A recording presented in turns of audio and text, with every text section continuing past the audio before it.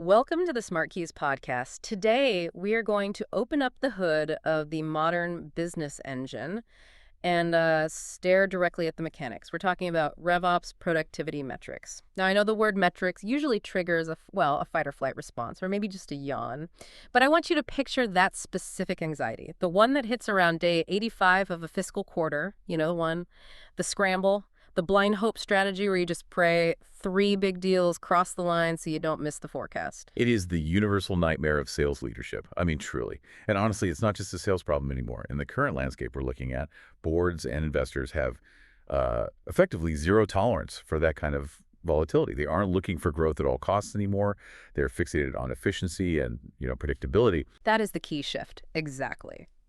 So to navigate this, we're diving deep into a comprehensive guide by Felix Römer from smartkeys.org. And this isn't just some laundry list of KPIs to put on a dashboard. It is essentially a blueprint for aligning sales, marketing, and customer success into a single, predictable machine. The mission for this deep dive is to help you move past what Felix calls vanity metrics. Oh, the stuff that looks good on LinkedIn but doesn't pay the bills. Exactly. And build an operating system where data triggers immediate action. And the why now is so critical here. I mean, the source material paints a picture of a business environment where the margin for error has just collapsed. Leadership teams need to know that the number they promised on day 1 of the quarter is the number they're going to deliver on day 90. Can't get that certainty by guessing. You get it by instrumenting the business. So let's start with the philosophy before we even get to the math. The core concept is RevOps, or revenue operations. But Römer makes a distinction that I think sets the stage for everything else. He says RevOps isn't a department you hire, it's an operating model. What is the practical difference there? Well, if you treat it as a department, it just becomes another silo. It's that simple. You have sales ops over here, marketing ops over there, and maybe a CS person running tickets. That is the traditional setup. Marketing looks at ad clicks or leads. Sales looks at opportunities or call volume. CS, tickets. Everyone has their own scoreboard and, usually none of the scores match up. Right, it's the Tower of Babel problem. Marketing is celebrating a record number of leads, and sales is just screaming that none of them are qualified. Exactly. So when you shift to RevOps as an operating model, you are, in effect, tearing down those walls. You are uniting all those functions under one source of truth. The goal is observability across the full customer lifecycle.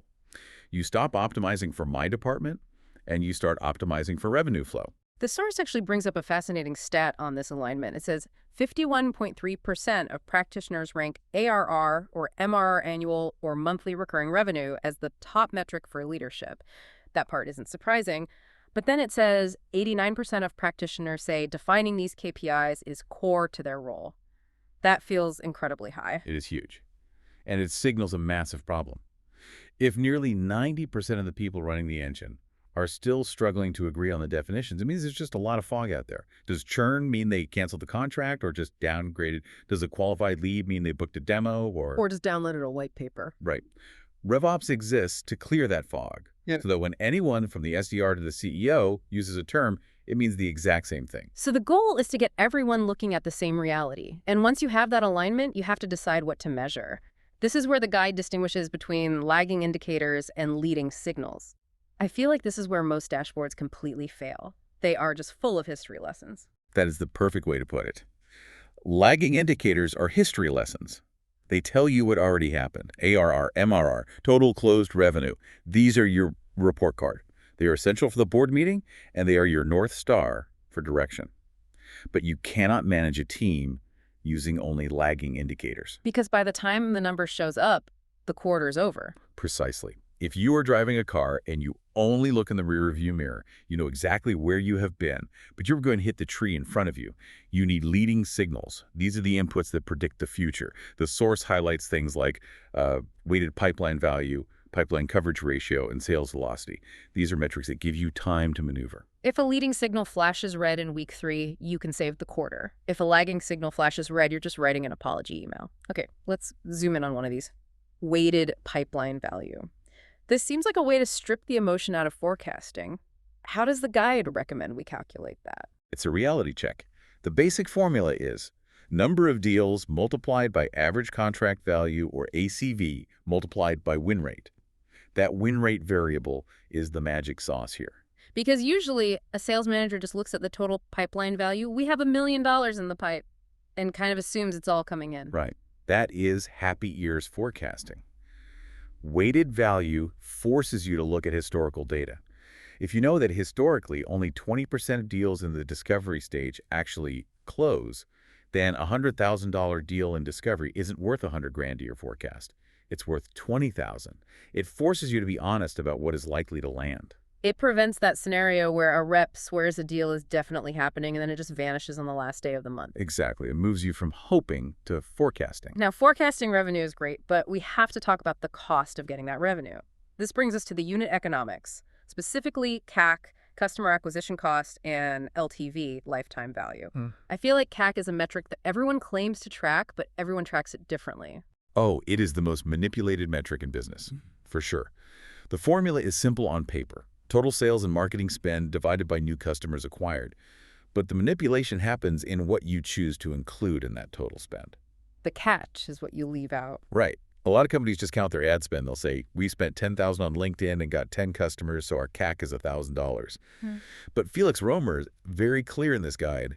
You have to include everything. The salaries of the SDRs calling the leads, the agency fees for the creatives, the cost of the CRM software, the travel to conferences. If you exclude the salaries, you are lying to yourself about how efficient your gross actually is. That makes perfect sense. You can't just count the bait. You have to count the fishermen in the boat. So once we have that honest, probably painful CAC number, we weigh it against LTV, customer lifetime value. Correct. And the LTV formula is annual revenue per customer times the expected lifetime in years minus that CAC we just calculated. So why is it the relationship between these two, the LTV to CAC ratio? Why is that so fundamental? It's your sanity check. It answers the question, is this business model sustainable? If the ratio is low, say 1-to-1, you are spending $1 to make $1. You're just spinning your wheels. But if the ratio is high, say 3-to-1 or 4-to-1, it tells you something really strategic. It tells you that your customers are worth significantly more than it costs to get them. Which means you should probably be spending more. Exactly. A high LTV/CAC ratio justifies aggressive spending. It turns marketing from an expense into a calculated investment. If you know you get $5 back for every dollar you put in, why wouldn't you put in as many dollars as possible? It stops the CFO from arbitrarily cutting the ad budget. If the math works, the budget should be unlimited. In theory, yes, as long as the unit economics hold up as you scale. I want to pivot to a metric that the source describes almost like physics, sales velocity. This one is my favorite because it combines so many variables into one number. It essentially is the physics of revenue. It measures the speed at which you are making money. The formula is number of opportunities times deal value times win rate. All of that divided by the length of the sales cycle. That denominator, the length of the sales cycle, that's the part that often gets ignored. Why is this metric so strategic compared to just total revenue? Because it reveals levers for growth that don't require hiring more people. If you want to double revenue, the default reaction is usually hire twice as many sales reps. That is expensive, it's slow. Sales velocity shows you that if you could just shorten the sales cycle, say cut it from 4 months to 3, you drastically increase revenue without adding a single headcount. You're increasing the throughput of the pipe rather than building a whole new pipe. Exactly. And it also works as a diagnostic tool. Let's say you see your sales velocity dropping. You look at the variables. Is the win rate down? No. Is the deal value down? No. But the sales cycle length has crept up by 20 days. So you know exactly where to look. Deals are getting stuck somewhere. Right. It's a signal to go look at your funnel stage by stage. Are proposals sitting in legal for too long? Are we dragging out the demo phase? If the sales cycle length is rising and your average deal size isn't increasing to match it, you have a process failure. You are leaking momentum. That connects to another efficiency metric mentioned, revenue per employee. Is that just a vanity metric for CEOs to brag about, or is it actually useful? No, it's a scale efficiency signal. In the early startup days, this number is messy. But as a company matures, revenue per employee should go up. If you are hiring people faster than you are growing revenue, that number drops. It validates or invalidates your hiring decisions. If you added 50 people last year and revenue stayed flat, this metric will punch you in the face. It keeps the headcount bloat in check. Okay, let's stir the pot a little bit. We need to talk about the eternal war between sales and marketing. Attribution. I sourced this lead? No, I closed it. How does Felix Römer suggest we handle this without needing a mediator? He tackles the attribution debate head-on. The guide distinguishes between marketing sourced and marketing influenced. And this distinction is just vital because the buying journey has become incredibly messy. Right. Nobody just clicks an ad and buys software for $50,000 5 minutes later. Exactly. Marketing sourced is the neat, clean version. They clicked an ad, filled out a form, became an opportunity. Easy to track. But if you only look at that, you miss the reality of modern B2B buying. That's where marketing influence comes in. This captures all the non-linear touches. Give us an example of what that looks like. Okay, so maybe a prospect reads a blog post you wrote 6 months ago. Then they see a webinar. Then they meet a rep at a conference. Then finally they go to your website directly and request a demo. If you use last touch attribution, the website gets 100% of the credit, and the blog, webinar, and conference get 0. And then the CFO cuts the budget for conferences and webinars because they aren't generating leads. And then your direct traffic dries up, and you wonder why. That is the trap. The strategic advice here is to use multi-touch attribution so you can see the wider ecosystem. You don't want to turn off the lights just because you can't see the electricity. We've talked a lot about getting customers acquisition, velocity, pipeline, but we all know the real money in SaaS and recurring revenue models is in keeping them. We have to talk about the retention engine. This is where the long-term winners are separated from the companies that just burn out. You can have the best sales team in the world, but if you have a leaky bucket, you will eventually stall. The ultimate health check here is NRR, net revenue retention. Walk us through the math on that. It's not just did they stay or leave, is it? No, it's more nuanced. The formula is revenue from existing customers at the start of the period plus expansion revenue minus churn.